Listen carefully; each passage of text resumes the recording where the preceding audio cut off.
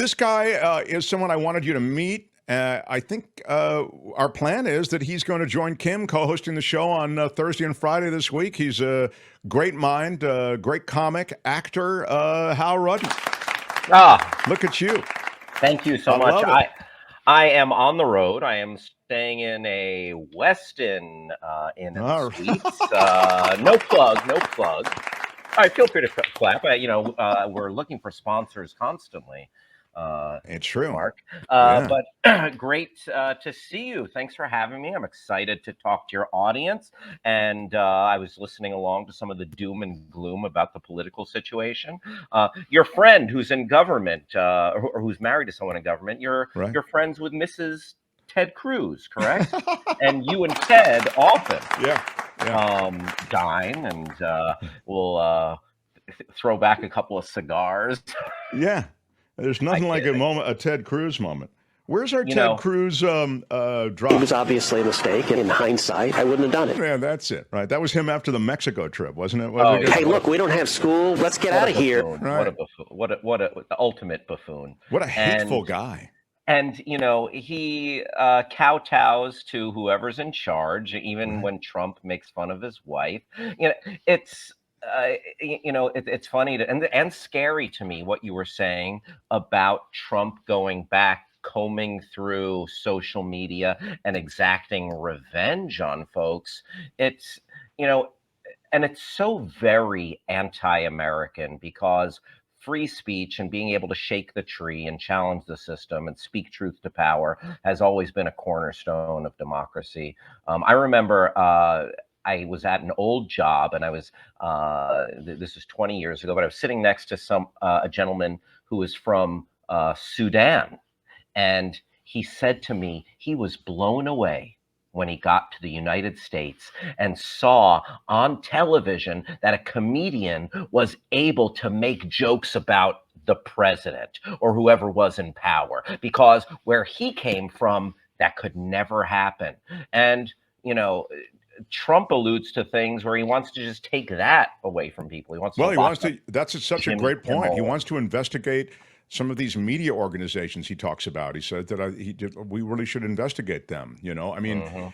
and the government can make life pretty bad for you, even just with an investigation, right? They can drag you into court. They may lose the case, but they may bankrupt you in the process, or they make your life so uncomfortable. And they do that on the corporate level as well. So individuals and big media organizations. No one wants to run afoul of the U.S. government. Oh, absolutely. And it happens in a smaller scale in authoritarian states. Look what Ron DeSantis did to the former head of, was it, I don't know if it was a representative of the CDC, but someone who was not in lockstep Exactly right. No, yes. with his anti-lockdown measures. He Such raided a her great. house. That's exactly right. Got her. Yeah. They ruined her life.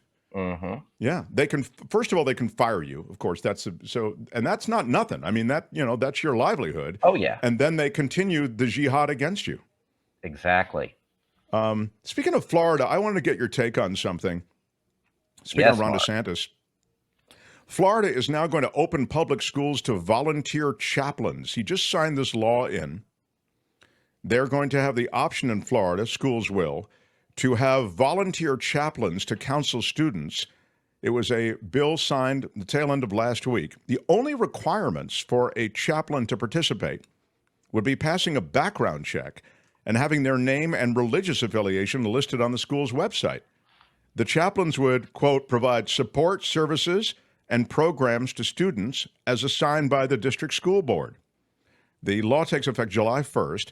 And again, the idea is that this is another resource for kids who need guidance. But, it strikes me as odd. There's no additional training required to declare yourself one of these chaplains. And It sounds yeah.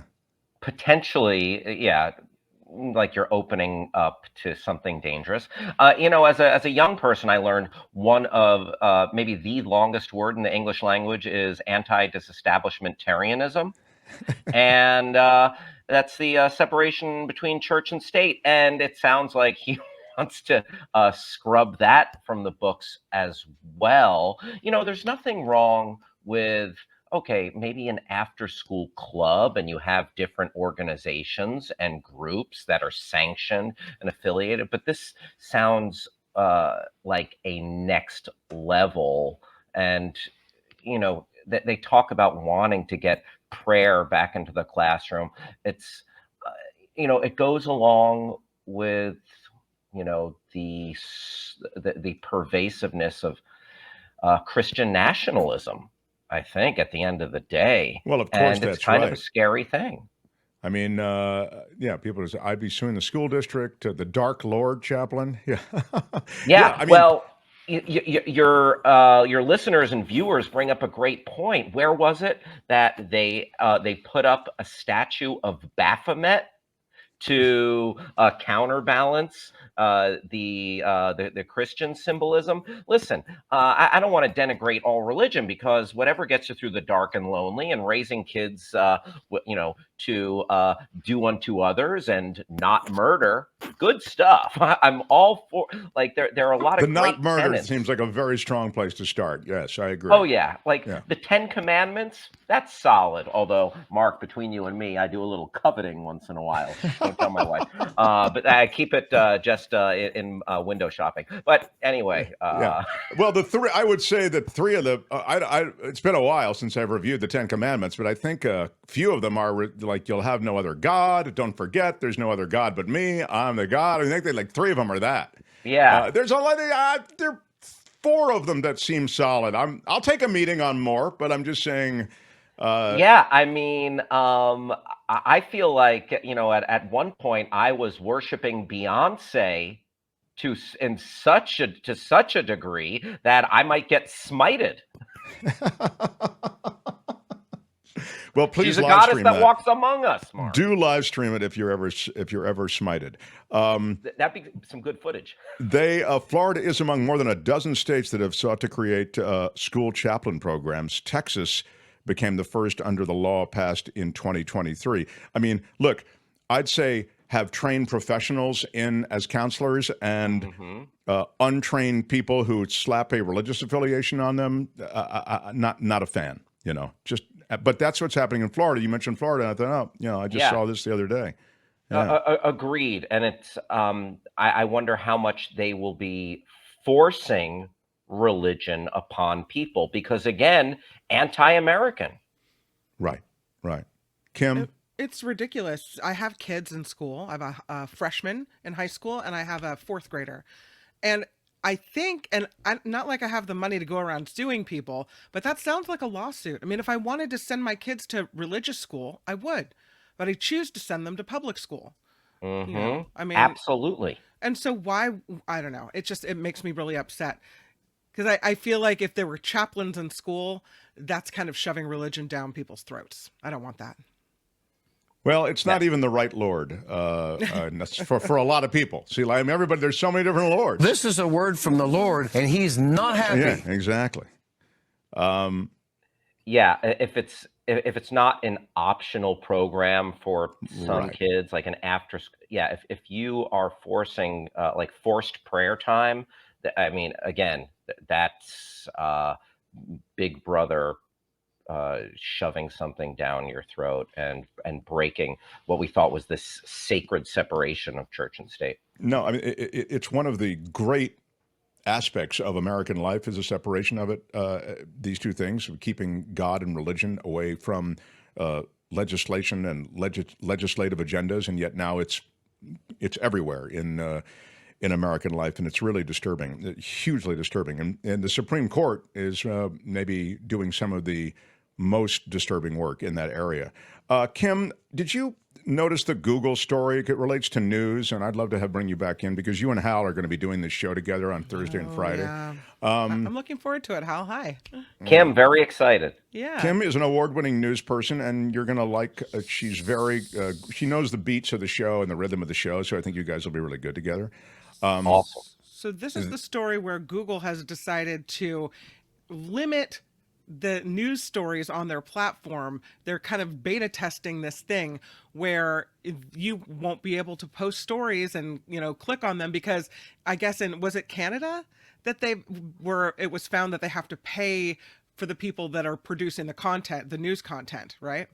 Right, and that model is being applied in the California legislature. So what they're talking about is passing a law requiring Google and other tech companies that aggregate information, and this is, I think, a reasonable expectation. When you aggregate information from the San Francisco Chronicle, the San Jose Merc, the LA Times, the New York Times, Chicago Tribune, fill in the blank, that you give them kickback on some of the stuff that is clicked on and read by their users. Right now, they aggregate that stuff, it's out there, and people don't pay anything for it. So the model by which these news organizations and journalistic institutions can survive, it's going away. They're not making any money. People are reading their stuff for free.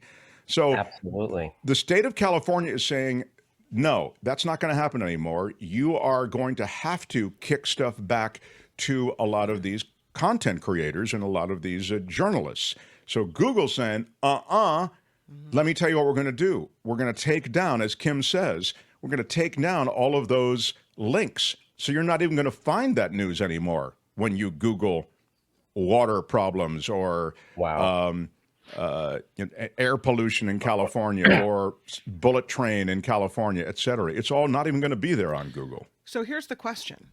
Is posting your news article or having it posted and reposted on a platform like Facebook or Google, is that free content for the service provider like Google or Facebook, or is it free publicity for the person who's writing the story? Right? So if I were to do a story on Hal Rudnick's, latest stand-up show, it's publicity for him, it's publicity for me because I've written the article. I want it to go out there in the world. The more people who read it, the better. But then again, all of these content providers who are, as all the major publications you mentioned, layoff city.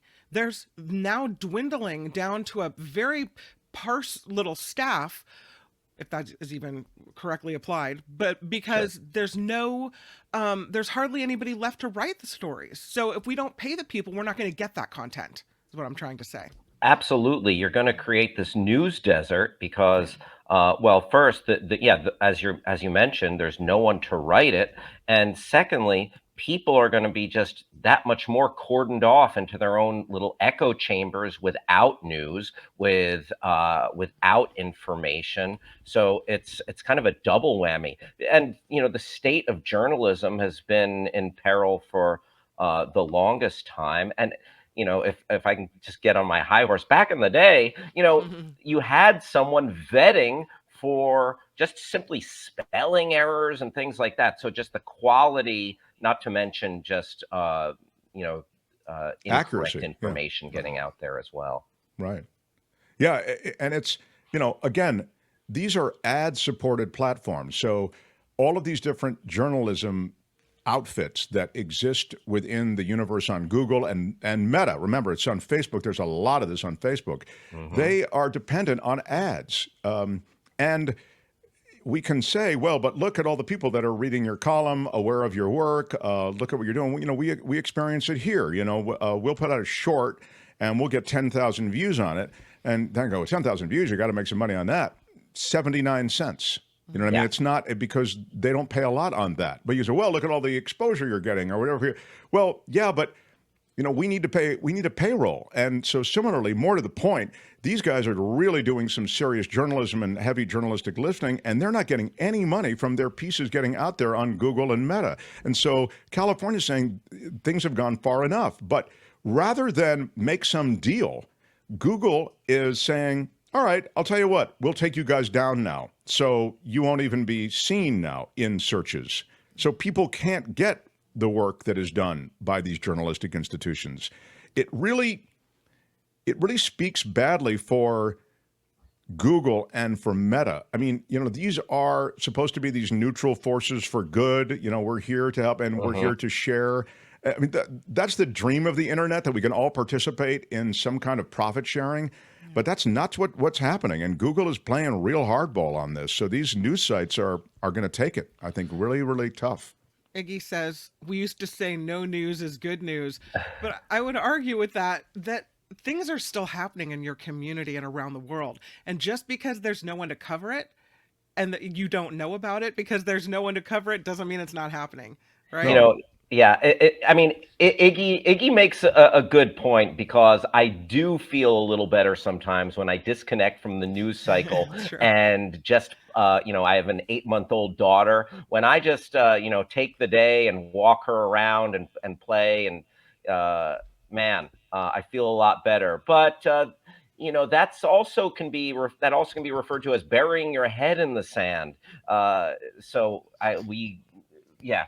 I don't know if I want to be in that blissful ignorance all the time. And Mark, you make a great point. It does not speak well of Google, because, there are certain companies that have been making money hand over fist since the pandemic and earlier. And God forbid they have to send a little money in the other direction to pay for stuff. Oh no, if they are not making record-breaking profits every year, the quality of the product or the environment or whatever, be damned. Look, what's happening now is unsustainable for these news organizations. So yeah, Hal, they have, as you've said, that disposition toward making every dollar and squeezing every dollar out of everything. And you could say that they have a fiduciary responsibility. They're stockholders into the bottom line, and they have to play hardball. But what I'd say is, over the long term, you'd better be served, Google. You'd be better served, and Meta, not just Google. You'd be better served by spinning off some of that profit, the profit sharing that YouTube does with its creators. I think there is a way that everybody can win. And obviously, information is a critical part of this democracy. So, you're helping feed the big beast, which is to try to sort of keep this train on the tracks. I see this as a really big deal, and it's happening right here in California. And the news sources that want to get paid for their work, I mean, that's I was just involved. I'm a member of SAG and the WGA. We were just doing the very same thing, shaking the tree last year with the various strikes in order to get paid. And maybe the boogeyman lurking in the shadows is AI. I mean, how much will just a cheaper dissemination of news and creation of news be employed here? Okay, you just feed the info into the algorithm, and AI will spit out the story for you. Death to true journalists and journalism, and we have this bastardization of it. Right, and dissemination is a ding word, by the way. But I also wanted to say that the AI reconstitution of information, which is kind of what you're talking about, it's not always accurate. I mean, it's not accurate a lot. You know what? If you read AI on a story, it really reads like somebody who kind of read the book but didn't really read the whole book. That's the way it's a book report for somebody who skimmed the book. That's what AI is. Hey, I promised. And Hal, you may do a little bit of this Thursday and Friday of this week. Hal will be on co-hosting with Kim, and there's a lot of business to be done, particularly Friday. We do Friday Fabulous Florida. We've got a political analyst who Michael Shora comes in. We have a movie reviewer. So, and again, Kim is giant, and she'll be able to keep it all running on time and right. Hi, it's Mark, and I thought that was great. Hit the notification bell. You'll know whenever there's a new video being dropped, and please subscribe to our channel to help us save the universe.